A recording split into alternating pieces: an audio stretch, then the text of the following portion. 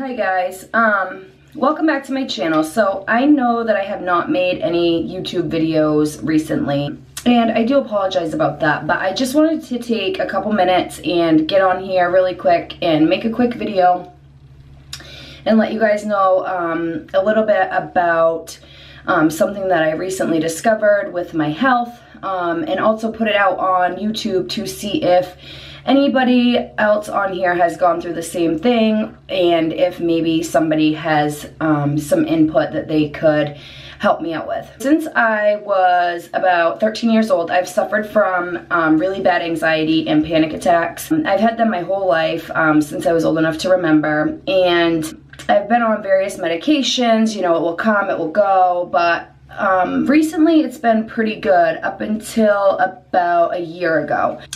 So I know what panic attacks are, I know how anxiety feels with my body, and recently, like within the past 2 months, I started getting these weird symptoms, and it would be like I would be walking at work, and all of a sudden like everything around me would get like blurry and dark, and I'd get dizzy, and I'd have to like hold on to something to steady myself so that I didn't like pass out. And then after that would happen, my heart would start racing really, really fast. Like one time it was like 140 something beats per minute, and it would take a really long time for my heart to slow back down. And I would just feel really weak, really tired for a long time after these little episodes. So I brought it to the attention of my doctor, and at first she was like, oh, you know, it's just panic attack, it's just anxiety, you know, whatever. Like I said before, I've suffered from anxiety, I've suffered from panic attacks. This is not a panic attack or anxiety, and I knew that. So I told my doctor, I'm like, listen, it's not anxiety, it's not panic attack, I know what those feel like, I've dealt with them plenty in the past. This is something else. And for the past like 3 years, my heart has been doing this weird thing where my heart will like beat normally, and then all of a sudden it will be beating, and then all of a sudden it will pause for like a second or two, and then it will beat really hard, and then it will just keep beating normally. So back in 2014, when I first started having those issues, I had an echocardiogram. And so with that echocardiogram, they didn't really see anything too concerning. Sorry, I gotta shut my ringer off. But they didn't see anything really too concerning. But one thing that my doctor did notice when she was reviewing my echocardiogram was that they couldn't really distinguish my aortic valve. So they couldn't get a clear view of it. So when she reviewed that a couple months ago, when I brought these new symptoms to her attention, she discovered, you know, that they couldn't distinguish my aortic valve, and she wanted me to get another echocardiogram to get a better look. So she scheduled me for an echocardiogram. I went in, and they, you know, and if you guys don't know what an echocardiogram is, it's when they take a sonogram of your heart. They have you lay in different positions. They, you know, they check here, they check up here, and they check on your side, pretty much to get a look at your heart and see, you know, what's going on. So my doctor had made it clear that she really wanted them to get a good look at my aortic valve.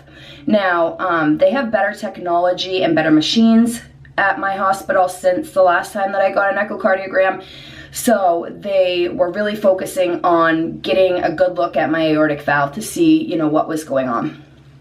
So the techs that I had, they can't really, you know, tell you exactly what's going on or what they're seeing, because they're not the doctor and they're not allowed to give you medical advice.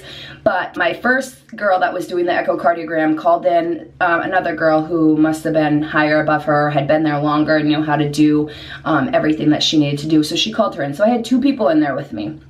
They were talking back and forth. They kept saying words like bicuspid, you know, other things. And where I do have a little bit of like the health field in my background, I kind of knew key points to pick up, and I was kind of getting the gist of what they were saying.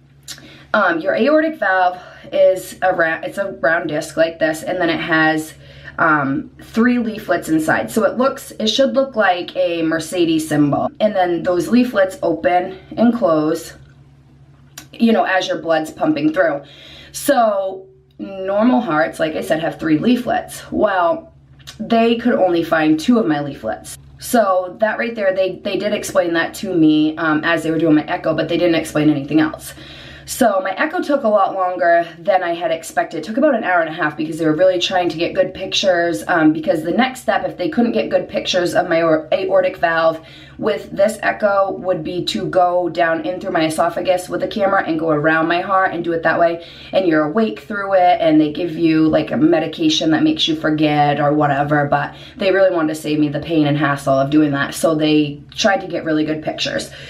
So I left, and pretty much from then I just had to wait for the cardiologist to review my results and then send it over to my doctor, and then for my doctor to call me.